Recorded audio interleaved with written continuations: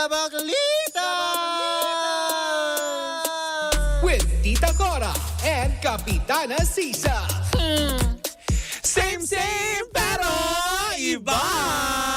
We are still number 106.7 Energy FM. Pangga, wag mong sabihin radyo. Sabihin mo! Yun, nakakaloka to the highest level. Di ba na-enjoy niyo yung kanta kanina? Huwag nang magpaligoy-ligoy pa. Let's fly and go with AirAsia. Correct. Diba? Pero eto may enjoy mo na sila. Naku, eto, di ba? Kasi kanina, sinabi natin, di ba, may MX3T. Ngayon, pwede naman natin, alam mo, meron pa ako isang marirekomenda na masarap din namang inumin. Ano yun, Mare? Ang MX3 Coffee Mix. Ano ba meron dyan? Ay, ito nga naman, ang MX3 Coffee Mix ay may high source ng vitamin C at calcium na may antioxidants benefits at cholesterol free. Ay, wow, nakakatuwa, Mare. Ito yung low acid coffee, Mare. Fruit. Na may low calorie sweetener na ang tawag ay sucralose. Hoy! Si OA. Na hindi nakakapagpataas ng blood sugar level at blood pressure. Kaya nga naman para makasiguro kang tunay, natural at original na MX3 ang inyong mabibili, siguraduhin lamang na sa mga leading drugstore kayo pupunta nationwide. At kung merong katanungan ng ating mga pangga, bisitahin lamang ang website ng mx3ph.com. Hindi naman kayo tumawag sa kanilang hotline sa 0918-8888-693.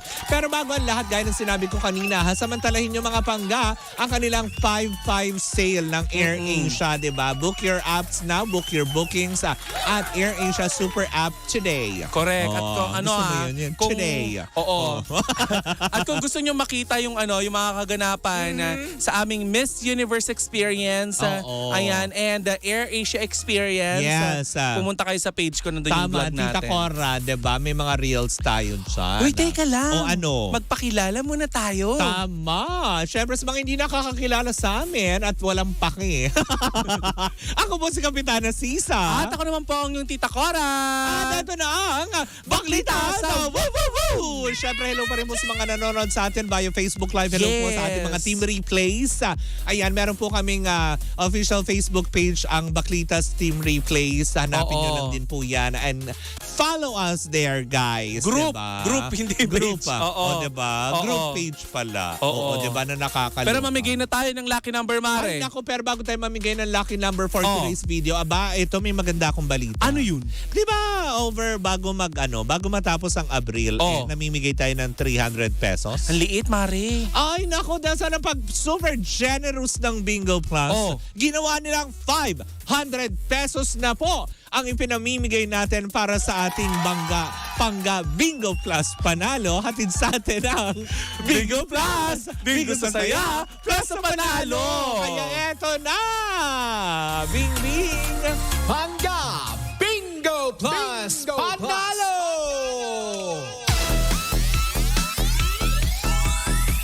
Asan na si Bing Bing? Bing Bing! Asan ka na, Bing Bing? Bing Bing! Bing Bing.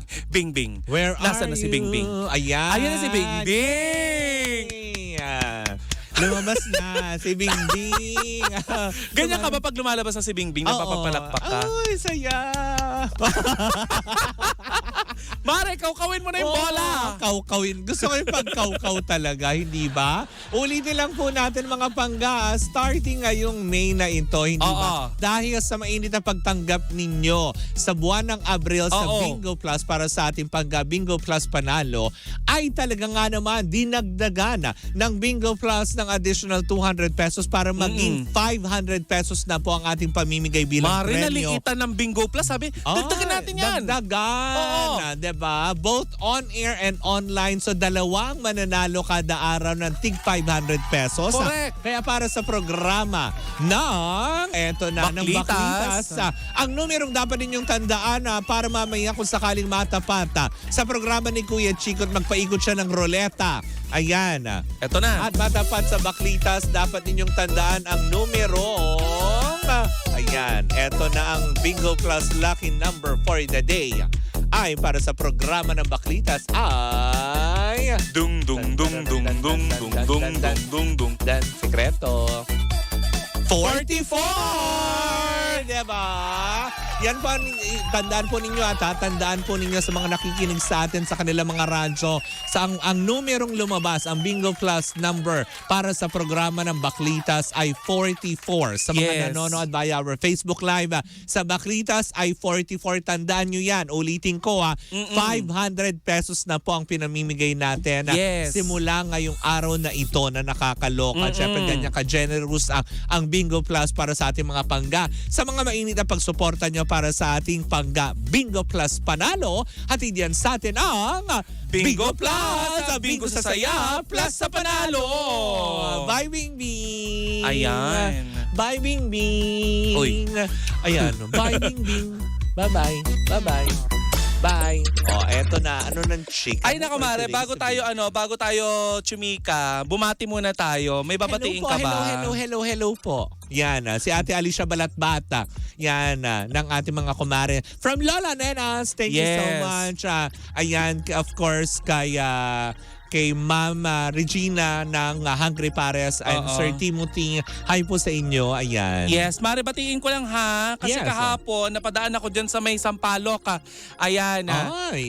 Tayo ay pinapakinggan ng Barangay 447 dyan sa Sampaloc, Manila. Thank you so much po Barangay 447. Mabuhay kayong lahat. Sampaloc, Maynila. Yes, Mare. At may nanonood sa atin. Ay, saan? From other country. Ay, sino? Pinapanood tayo, Mare, ni Deo Cruz at ni Leo Ematani. Ay, hello po sa inyong lahat. At nangako sila, Mare, na saan sila? Nasa New York sila. Ay, hello po. Ayan, nandiyan po yung kasamahan namin dating DJ na si Rico Baby. Ayan, taga New York din po siya. Correct. Yan. Titinda siya dyan ng karyoka. Thank you, guys. Karyoka!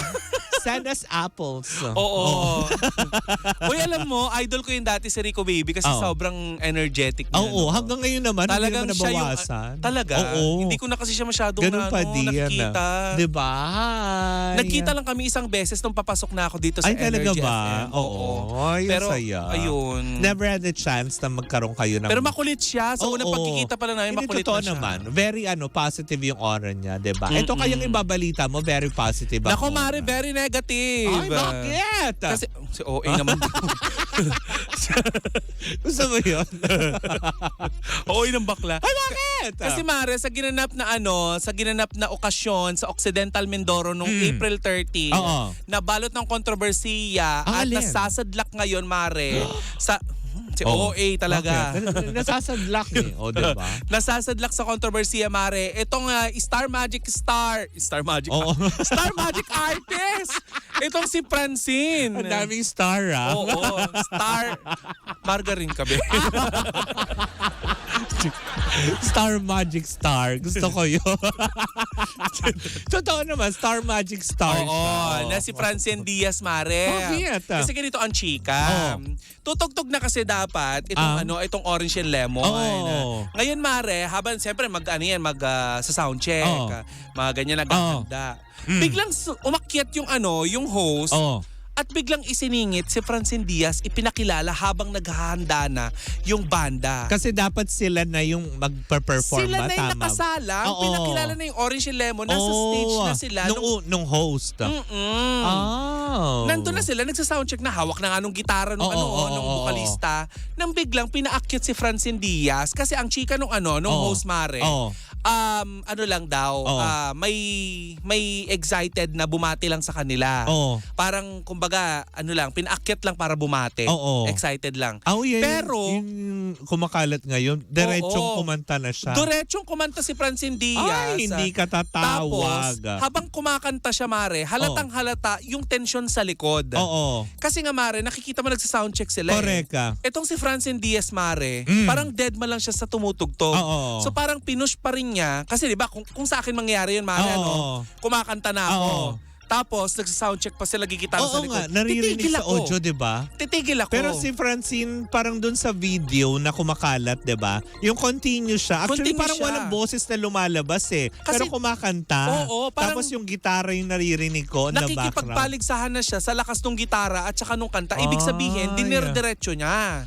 Oh. Oo, ngayon Mare. Sige, Eto tapusin na. mo yan bago ako magbigay ng aking ano. Eto na ang chika, Mare. Napabalita nga na nag-walk out na nga yung Orange and Lemon Oo. dahil nga doon sa ginawa ni Oo. ng host at saka ni Oo, Francine. oo. Ngayon, Mare, nung pagkatapos ng performance si Francine, doon nga nagpahayag Oo. ng pagkadismaya yung bandang Orange and Oo. Lemon at sinabi na sana sa mga artists wag naman kayong sisingit. Kasi 11 pa sila nandun eh. Oo. 'Di ba? They're about to entertain Oo. the people. Oo. Nagsa-soundcheck na eh. Correct. Which is yun yung talagang yun yung line up. Oo. Siguro dahil nga malaking star si Francine, Oo, di ba? oo. Kaya siya nilagay sa pinaka last part.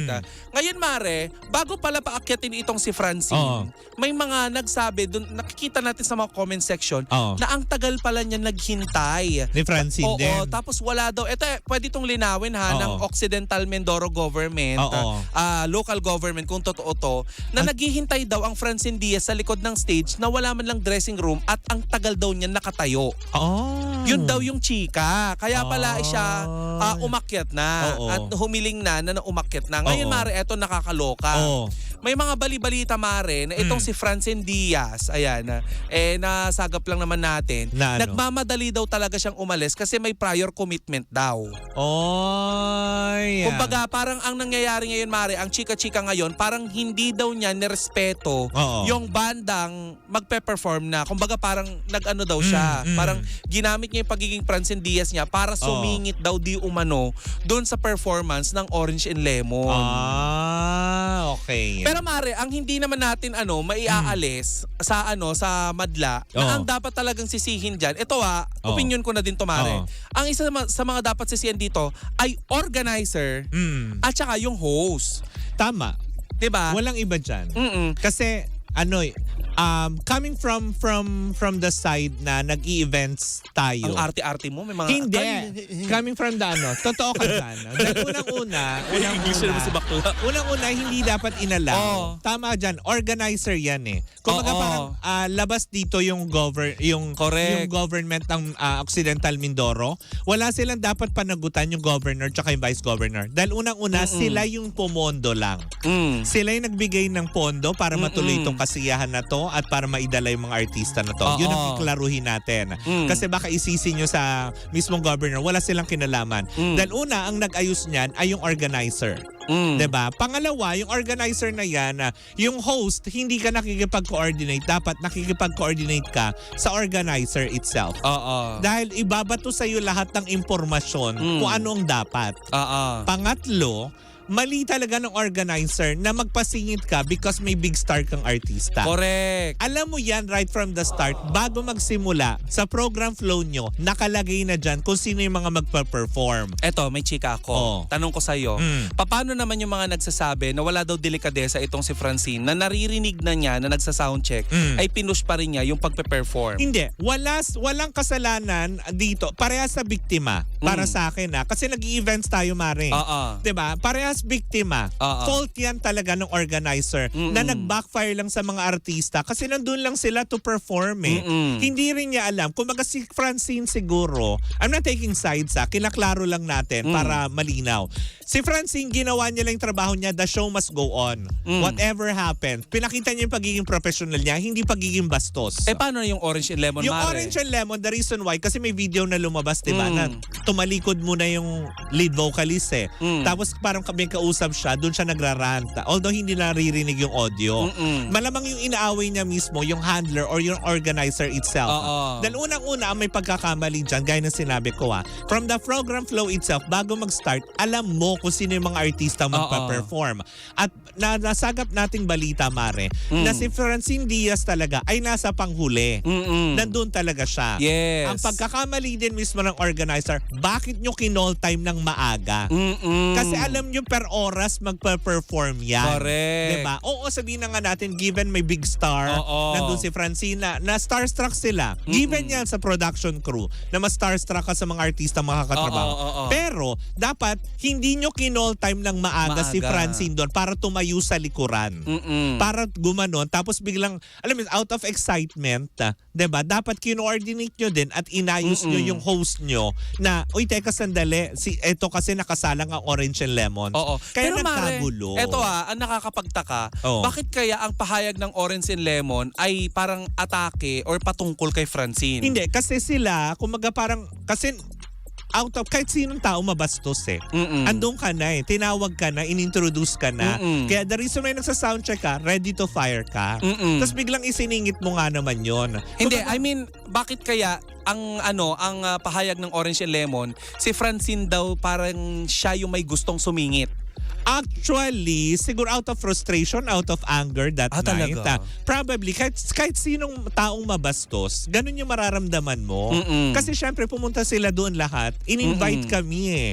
Ito yung oras na binigay sa amin. Syempre, kung ako naman din, ay teka sandali, andito na kami eh. 'Di ba? Tapos biglang pakakantahin niyo yung tao. 'Di ba? Maybe the reason why hindi siya masyado nagrant, ang tama lang na tinalakan niya, yung organizer at yung mga handler na nasa likod. Bakit nangyari Napanood mo ba yung video na sinabi niya na kayong mga artist naman, wag naman kayong sumingit? Yun nga, siguro out of anger dahil sila ay nabastos. Kahit sinong taong mabastos. Not intentionally to Francine lang yun. Kasi siguro pagod na din sila nung gabi na yon sa haba ng programa. Siguro, di ba yung mga ganong aspeto? Kaya yun ang sinasabi natin na parehas silang biktima. Ngayon Mare, sa issue na ito na parang nga nagmaldita itong si Francine at gustong sumingit dahil may may prior commitment pa daw ito, naungkat na naman tuloy yung kanyang issue tungkol dun sa pang-aaway niya sa anak ni Miss Jessa Zaragoza. Oo, yung ba yun nung nakaraan? Yes, yung chika Mare na nagpa-picture daw itong anak ni Miss Jessa Zaragoza. Kay Francine? Oo, hindi. Sa kay Blight, kay Andre Brillantes. Tas inaway-away daw ito ni Francine Diaz. Talaga ba? May mga chika na ganyan na may attitude daw ito talaga si Francine Diaz. Kaya nung ginawa niya yung ganon, yung bigla siyang umakyat sa stage at dinire-diretso na niya ng performance, naungkat ngayon yon na pagdugtong-dugtong ng mga marites online na parang may attitude nga yata na kapag gusto niyang gusto niya mag-perform, aakyat na lang siya bigla at hindi siya pwedeng paghintayin at mainip. Uy, hindi pero yun Mare, kaklaruhin natin yan, yung isyong kumakalat na yan. Kasi nahagip naman sa full video yun eh. Oo. Na yung regarding dyan, siguro iklaro natin na hindi po siya na basta na lang umakyat dahil may commitment. Hindi siya basta umakyat dahil star siya, hindi.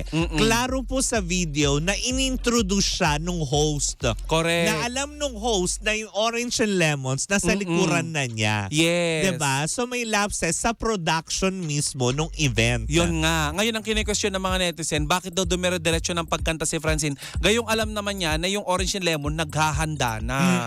So parang ang sabi tuloy ng mga netizen, si Francine naman, alam naman niyang artist din yan. Dinadiretso niya. Diba? Kung bumati ka na lang sana. Ganun ang sabi ng mga Diba? Pero alam mo Mare, malaki ang pagkakamali talaga dito ng organizer. Yung production itself. Diba? Sila dapat ang sisihin. Kasi may line-up yan eh. Correct ka. Ngayon kung late man nag-start yung yung programa, alam mo maswerte nga sila eh, 'di ba? Nung nakaraan merong artista na napapabalita na kapag nag-extend 600,000 ang per oras na binabayad. Yun, diba? Yung nakakaloka. 'Di ba? Hindi natin alam kung gano'n na nangyari yung diyan dahil kakaway lang daw. 600,000. Sa paghihintay ni Francine kasi alam ko Mare ang mga artista per oras 'yan. Sa akin naman, I'm talking. I'm speaking sa behalf ng Being Production crew. Naging events producer din tayo. Ano nga? Hindi Mare, walang ganun. Dahil once na nasettled ka namin, binuka namin, eto na yung presyo mo. Hindi, depende siguro sa sa kontrata kasi 'di ba kung matatandaan mo yung kay Ian Veneracion, may add-ons, Yun 'di ba? nga. As in talagang napaka-importante ng kontrata. Pero sa ganung aspeto, at lalo na sa Occidental Mindoro yan, Mare, book na yung buong araw mo. So, imposibleng meron siyang other commitment. Tingin mo yung ganyang ka-hassle na nangyari, Mare, hindi maniningil si Francine? Hindi. Parang Ng feeling ko additional. hindi. Kasi kumaga parang kung ano yung napag-usapan siguro kasi ng talent fee mo is enough na yon Yun nga lang siguro Ang kasi, curious ako, nagka-traffic na at hindi alam ng production kung anong gagawin, paano sasaluhin. curious ako Mare, kung Oh. binigyan nila ng pampalubag loob ang orange and lemon. Feeling ko naman din. Kasi malinaw na nabastos sila. Definitely. Yes. Nabastos talaga Diyos sila. ko, ang tagal na ng orange and Sabi lemon. ko nga sa'yo, kahit na sinong artistang iupo mo dyan, kay sikat man o hindi, kahit ordinaryong tao, pag tinawag ka tapos may iba, you will feel na tipong, feeling mo na bastos. Kung ano man yung lalabas sa bibig mo, is out of your frustration na bakit ba't yung kami ginan nito? Sana okay lang ang ang orange and lemon at saka si Francine. Sana okay sila. Yes, 'di ba? Pero syempre, 'di ba, since naman to, speaking of kay Francine and of course to Orange and Lemons, bukas ang baklitas, 'di ba? If you want to clarify things, 'di ba? Pero ako naman din, ulitin ko lang din, parehas silang biktima dito Correct. ng maling pagpapalakad ng isang events. Kaya dapat sa mga artista, sa mga bandas, kung ano man, be careful sa mga dinidil nyo, mga dapat klaro yung usapan para hindi nagkakaganito. Tapos, Tsaka maglagay kayo ng standby area para sa mga artista. tama, tapos pagpepiestahan kayo kasi ganito, out of your anger, nakuna ka na ng video, 'di ba? Yun yung pangit eh. Tapos 'di ba? Tapos to Francine din nagba-backfire na ganito ganyan na hindi, Oo. Alam niyo parehas- sa nangyaring yan, papangit ang image yung artista. 'di ba? Na parang tipong dahil Yung- sa kapalpakan nyo. Yung event, makakalimutan kagad ng mga tao yun eh. Tama, 'di ba? Diba? Pero yung ganitong issue lalo pat kumalat na sa social media, ang maalalaman nila, ay hindi bastos talaga Oo. to. Ay hindi kasi ganito siya. Correct. 'Di ba? So, nakakalungkot. dapat magsalita din yung production at sila yung mag-apologize about this. Correct. 'Di ba? Hindi yung pinupupog ng mga kung ano-ano ang bawat kampo. Nakakaawa sila. Correct. 'Di ba? Hoy, Marim, alam mo, meron akong ibabalita bukas na kapapasok lamang kanina commercial gap na. Ay. Oo. Tungkol. May nabalitaan ako na parang habang buhay na yata silang makukulong, ganyan, binuksan yung Oh my kaso ulit. gosh. Nako, kumakalat yung Ay. balita na yan. Kaya Nako. bukas aabangan natin yan Kung sa sino man Dabaklitas. yan ay bukas natin pakatutukan yan at sama-sama nating hihimay-himayin ulit. O, di ba? Gusto mo yung paghimay? Oo. Ganun. Uy! Parang paglapirot na yung ginagawa Parang ko. Hindi- iba yun. Well, anyway, so much to that, mga bangga. Muling po ako po si Kapitana Sisa. At ako naman po ang yung Tita Cora. And we are still same, pero iba. Kayo patuloy pa rin po nakatutok sa number 106.7 Energy FM. Bangga, wag mong sabihing radyo. Sabihin mo! Ano ang sasabihin mo?